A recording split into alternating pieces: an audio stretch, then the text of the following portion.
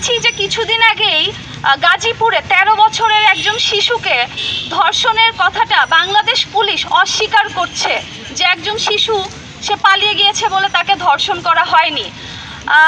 এই যে সংস্কৃতি, ইন্টারিমের প্রতি আমাদের আহ্বান, আপনারা নারীদেরকে দ্বিতীয় শ্রেণীর নাগরিকের মতো ট্রিট করবেন না। আপনারা ভুলে যাবেন না, আপনারা যাদের ম্যান্ডেটে আপনারা ক্ষমতা পেয়েছেন সেখানে কিন্তু নারীরা অন্যতম। সেই নারীদের নিরাপত্তা নিশ্চিত করুন, ধর্ষণের শাস্তি নিশ্চিত করুন। আমরা বাংলাদেশ জাতীয়তাবাদী ছাত্র দল বিউপির শিক্ষার্থীদের যে 2টি আলটিমেটাম আছে তার সাথে সংহতি প্রকাশ করছি এবং আমরা নিজেরা দাবি জানাচ্ছি অতি দ্রুত 24 ঘন্টার মধ্যে যে 3 জন ধর্ষক আছে তাদের মধ্যে মাত্র একজনকে গ্রেফতার করা হয়েছে, 3 জনকেই 24 ঘন্টার মধ্যে গ্রেফতার করুন এবং এই বাংলাদেশে এখন পর্যন্ত আপনারা ক্ষমতায় আসার পর যতগুলো ধর্ষণের ঘটনা ঘটেছে সবগুলোর সুষ্ঠু বিচার করুন। আমার সোনার বাংলায় ধর্ষকের ঠাঁই নাই, ধর্ষকের ঠিকানা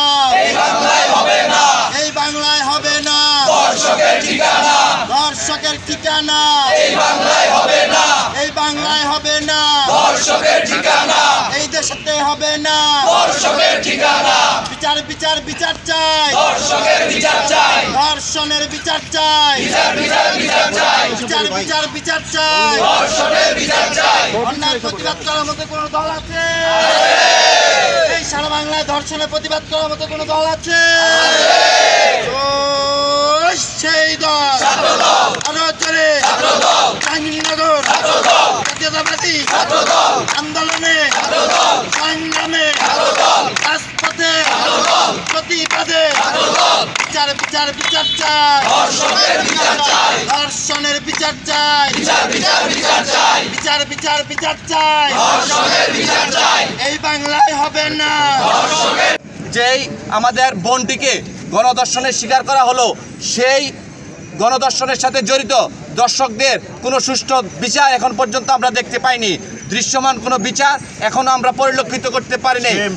আমরা মনে করি এই বিচারহীনতার সংস্কৃতির কারণে, দোষীদের প্রকৃত বিচার না হওয়ার কারণে সাভারের যে বিউপি শিক্ষার্থী তার নিজ বাসায় তাকে গণধর্ষণের মতো শিকার হতে হয়েছে। আমরা মনে করি এই ইন্টারিম সরকারকে বলতে চাই, অবিলম্বে আপনারা জানেন এই ঘটনার সাভারের যে শিক্ষার্থী বিউপি শিক্ষার্থী গণধর্ষণের শিকার হয়েছেন সেই ঘটনাটি 3 দিন চলে যাওয়ার পরেও বাংলাদেশের কোনো মেইন স্ট্রিম পত্রিকা এবং ইলেকট্রনিক প্রিন্ট মিডিয়ায় এই খবরটি প্রচার করা হয়নি।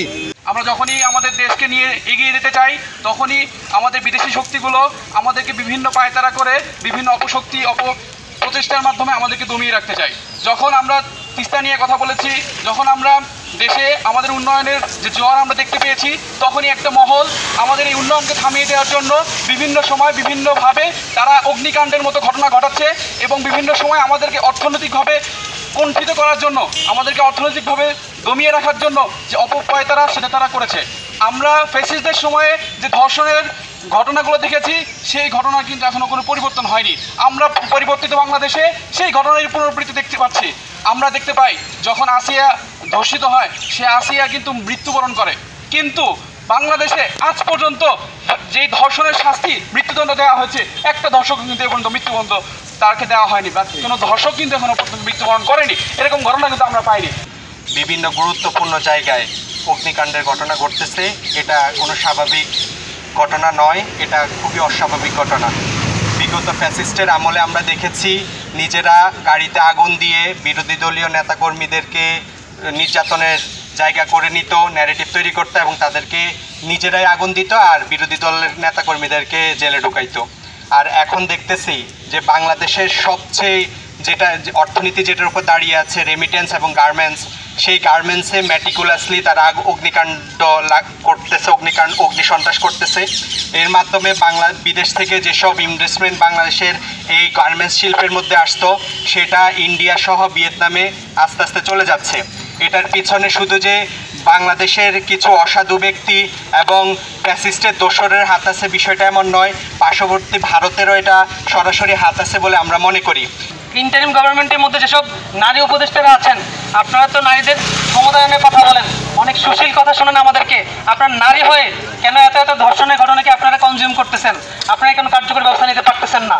আমরা আমাদের এখান থেকে জোর দাবি জানিয়ে ধর্ষকের মৃত্যুদণ্ড কার্যকর করার জোর দাবি জানিয়ে, পাশাপাশি ধর্ষণের যত ধরনের উৎপাদক ফ্যাক্টর আছে সবগুলো বন্ধ করার জোর দাবি জানিয়ে আজকের কথা এখানে শেষ করছি। আসসালামু আলাইকুম রহমতুল্লাহ।